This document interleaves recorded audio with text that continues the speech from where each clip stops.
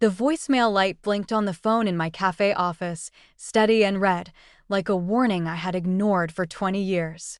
I knew the voice before the message even played. My mother said my name like she had earned the right to use it. "Mara, please call us back. Your father is sick." I stood there with flour on my hands, the dinner rush roaring outside, and all I could think was, you left me when I was 12, and now you need me to pick up. My name is Mara Bennett. I own a little place called Harbor Table, a cafe 2 blocks from the water in a small town on the Alabama Gulf Coast. On most days, the air smells like coffee, buttered toast, and the salt wind that slips in whenever someone opens the front door. People come in for breakfast before work, for soup after church, for pie when they do not know how to say they are lonely. I built that place with my own 2 hands. But before Harbor Table, before the newspaper stories, before anyone called me strong, I was just a girl standing in a hallway while adults decided where everyone belonged. We lived in a white house near the shrimp docks. It was not fancy, but it had a porch swing, a patch of grass, and a kitchen window that faced the bay. My mother, Carol, worked at a dental office. My father, Raymond, fixed boats until his hands were always cut, cracked, and smelling of oil. My older brother, Miles, was the kind of boy adults trusted with keys. My little sister, Avery, had curls, dimples, and the sort of smile that made strangers bend down and talk softer. And then there was me. I was the middle child. Not the oldest. Not the baby. Not the one people worried about first. For a while, I thought that was normal. We ate canned green beans with dinner. We watched storms roll over the water. My father would lift Avery onto his shoulders, and my mother would ask Miles to help bring groceries inside. I helped too. I wiped counters. I folded towels. I stayed quiet when voices got sharp. Then my father lost steady work. Boat repairs slowed down. Bills showed up in stacks. My mother started coming home with her lips pressed tight. My father sat in the driveway at night, smoking, even though he had promised to quit. The house changed before anyone said it out loud. Doors slammed. Plates hit the sink harder. My parents stopped speaking in full sentences. One night, they called us into the kitchen. The overhead light buzzed. My mother kept twisting her wedding ring. My father would not look at anyone. They said they were separating. Miles would go with Mom because he was old enough to help her. Avery would stay with Dad because she was too young to be moved around. I waited for my name. I kept waiting like maybe they were saving me for last because they had a special plan. Then my mother said, "Mara can stay somewhere temporary until we figure things out." Temporary. That word is cruel when adults say it to children. I looked from my mother to my father, waiting for one of them to say, "No, she is coming with me." But nobody did. Miles stared at the table.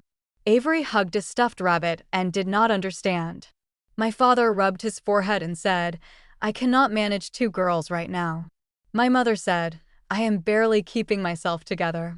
Nobody asked what I could manage. 2 days later, my mother packed my clothes in a blue duffel bag. She told me not to make this harder. My father drove behind us in his truck. We stopped outside a brick building with a faded sign that said Bayview Youth Services. There were bars on the lower windows and a basketball hoop with no net. My mother knelt in front of me and smoothed my hair like people do when they want a scene to look kind. "This is just for a little while," she said. "Be good. We will come back when things settle." My father stood by the truck, arms crossed. He looked tired. I wanted to hate him for that, but at 12 years old, I still wanted him to open his arms. I waited. He did not. The woman at the front desk took my duffel. My mother kissed the air beside my cheek. Then they walked out together, not as husband and wife, but as 2 people united by the same decision. Leaving me. That first night, I slept in a room with 3 other girls. The mattress dipped in the middle. The blanket smelled like bleach. A girl across from me cried into her sleeve.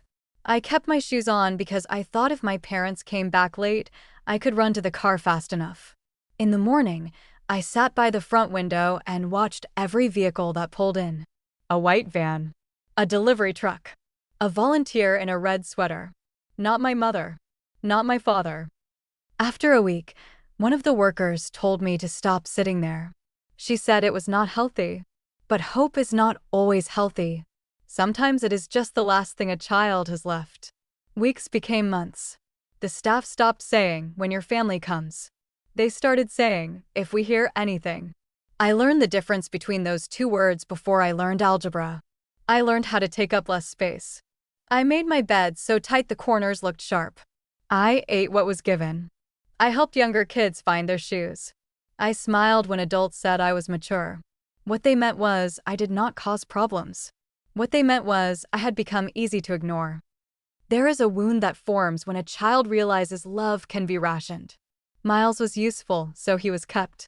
Avery was little, so she was protected. I was expected to understand.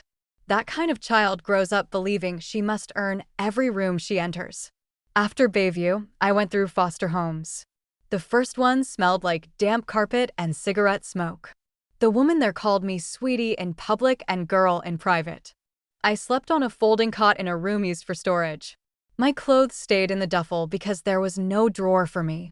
The second home had rules taped to the refrigerator. No seconds unless offered. No phone calls after 8. No crying where people could hear. I learned those rules fast. The third home was not cruel, just crowded. 6 kids, 2 adults, 1 bathroom, and a constant feeling that everyone was waiting for someone else to leave. I left after 7 months. By then, I had stopped asking when I could go home. But one winter, a church near the shelter started serving hot meals on Wednesday nights. I volunteered because it got me out of the house. That was where I met Mrs. Elena Morales. She was short, gray-haired, and moved through the kitchen like she owned time itself. She could chop onions without looking down. She could stretch soup for 40 people and still make it taste like someone cared. The first night, I burned the rice. I expected her to yell. Instead, she handed me another pot and said, "Burn it once, learn it forever." No one had ever said something that kind to me after I made a mistake. So I came back the next week. Then the week after that. Mrs. Morales taught me how to knead dough, how to season beans, how to tell when biscuits were ready by smell instead of color. She taught me that food was not just food. It was memory. It was comfort. It was proof that someone had thought about you before you sat down. One night, after we packed the last meal, she watched me scrub the counter and said, "You work like someone who thinks she can be thrown away." I froze. She did not touch me. She just kept wiping a bowl. Then she said, "You are not trash, Mara. Do not let people make a landfill out of your heart."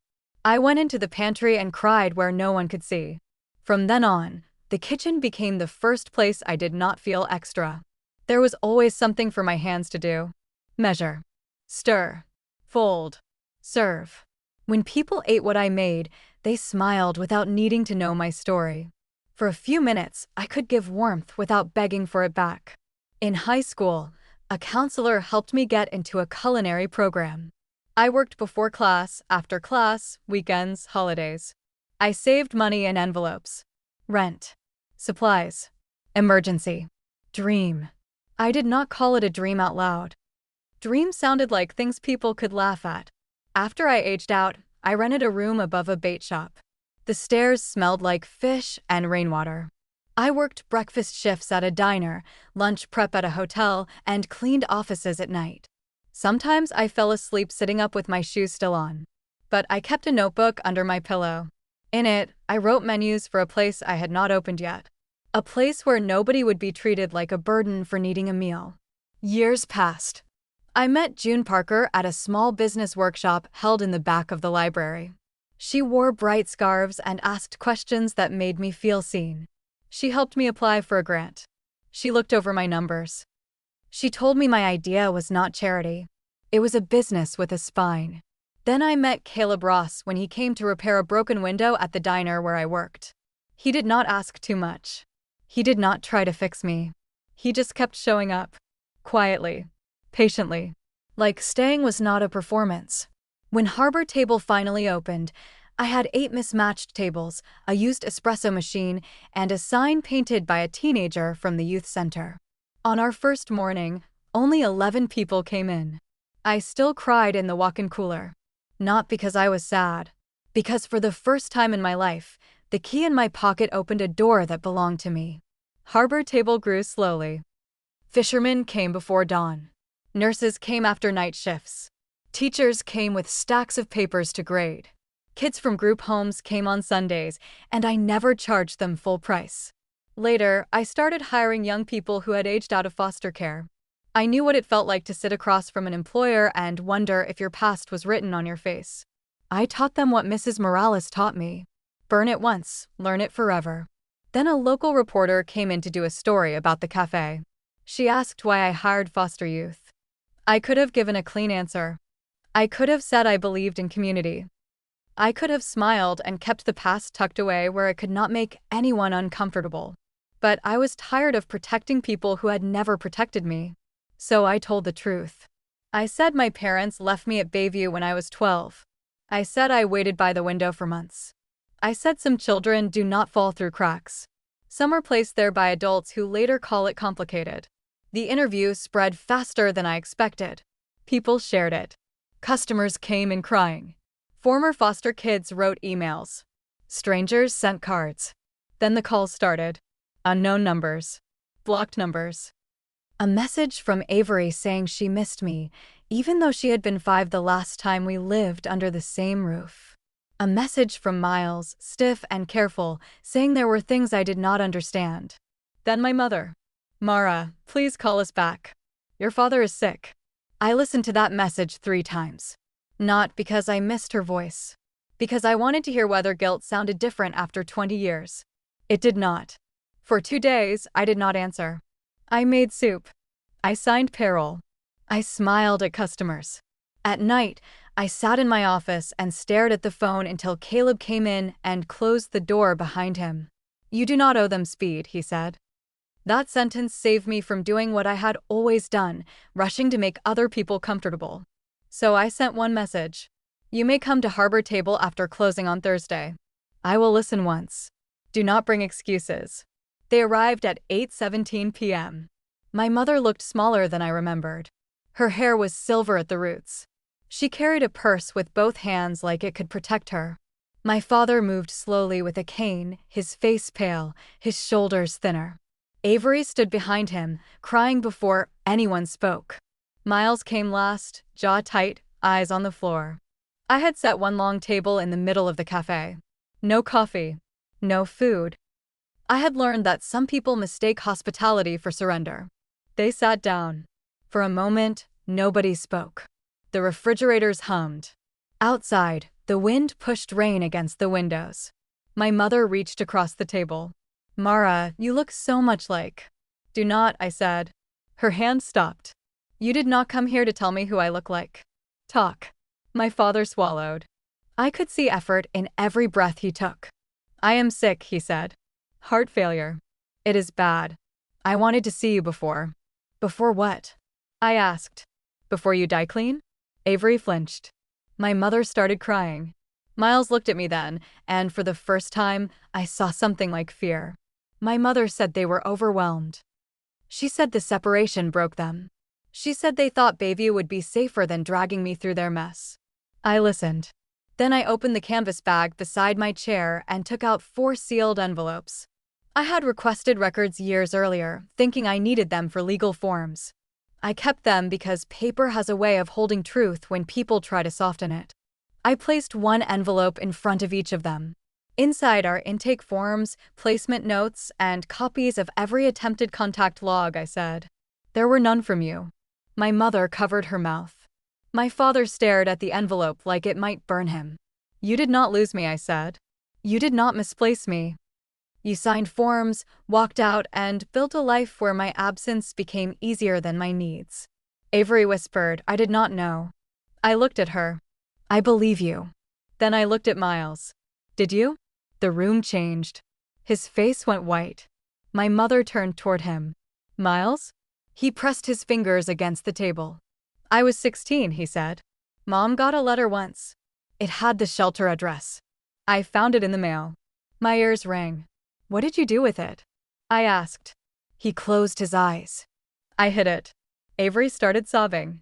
My mother said his name like a warning. Miles spoke fast then. I was scared.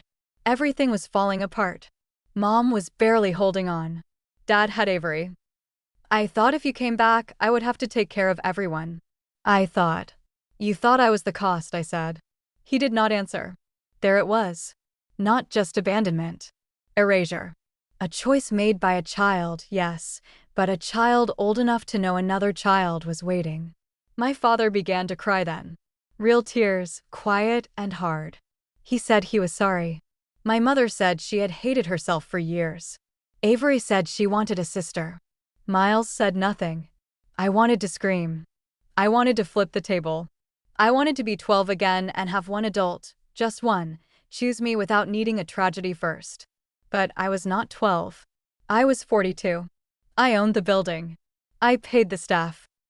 I had keys in my pocket and people who would notice if I did not come home. So I breathed. I believe some of you are sorry, I said. I also believe sorry is not a bridge by itself. It is only the first plank. My mother wiped her face. What can we do? You can stop asking me to make this easier for you, I said. You can stop calling what happened a mistake. A mistake is forgetting milk. You abandoned a child. My father nodded, shaking. And if you are here because you need money, caregiving, a signature, or a clean conscience, say it now. Silence. Then my mother looked down. There is the house, she said. The old house. We need to sell it to cover medical bills, but your name is still connected to a family trust from your grandfather. We need your consent. I almost laughed. Not because it was funny. Because pain can become so sharp it turns into something else. There it is, I said. My father said, I wanted to see you too. That is true. Maybe, I said. But need found me faster than love did. No one spoke after that. I told them I would have a lawyer review the papers. I told them not to contact my staff. I told them any future conversation would happen through email until I decided otherwise. Avery asked if she could hug me. I said, not tonight. Her face crumpled, but she nodded. That mattered. For once, someone accepted my no. After they left, I locked the door and stood in the dark cafe. The table was still there, for envelopes opened, chairs pushed back. Caleb came from the kitchen and did not ask what happened. He just stood beside me. For years, I thought healing would feel soft. Like forgiveness. Like a warm scene at the end of a movie. It did not. That night, healing felt like a locked door. A clean counter. A phone turned face down. A woman finally understanding that peace can begin with no. I did not sign anything that week. I hired a lawyer. I answered only what I chose to answer. My father sent a letter. My mother sent 3.